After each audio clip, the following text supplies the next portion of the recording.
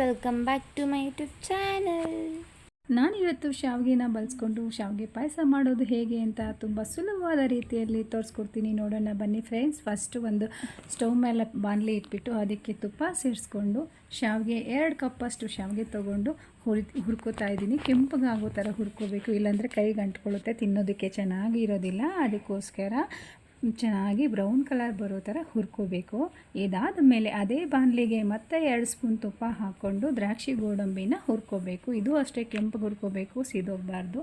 ಇದಾದ ಮೇಲೆ ಒಂದು ಬೊಟ್ಲಲ್ಲಿ 2 ಕಪ್ಪು ಶಾವಿಗೆಗೆ ನಾನು 3 ಕಪ್ಪು ನೀರು ಹಾಗೆ 3 ಕಪ್ಪು ಹಾಲು ಸೇರಿಸ್ಕೊಂಡಿದ್ದೀನಿ. ಇದು ಚೆನ್ನಾಗಿ ಕಾಯಬೇಕು. ಹುಕ್ಕು ಬರೋ ಟೈಮ್ ನೋಡಿಕೊಂಡು ಶಾವಿಗೆ ದ್ರಾಕ್ಷಿ ಗೋಡಂಬಿ ಎರಡೂ ಸೇರಿಸಿ ಚೆನ್ನಾಗಿ ಬೇಯಿಸ್ಕೊತಾ ಇದ್ದೀನಿ. ಇದು ಅಷ್ಟೇ ಕೈ ಆಡಿಸ್ತಾ ಇರಬೇಕು, ಇಲ್ಲ ಅಂದರೆ ತಳದಲ್ಲಿ ಕೂತ್ಕೊಂಡ್ಬಿಟ್ಟು ತಳ ಹಿಡಿದ್ಬಿಡುತ್ತೆ.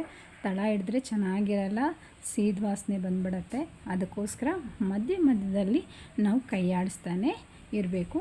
ಹುಕ್ಕು ಹೋಗಬಾರ್ದು, ಹುಕ್ಕು ಹೋಗ್ಬಿಟ್ರೆ ರುಚಿ ಹೋಗ್ಬಿಡುತ್ತೆ.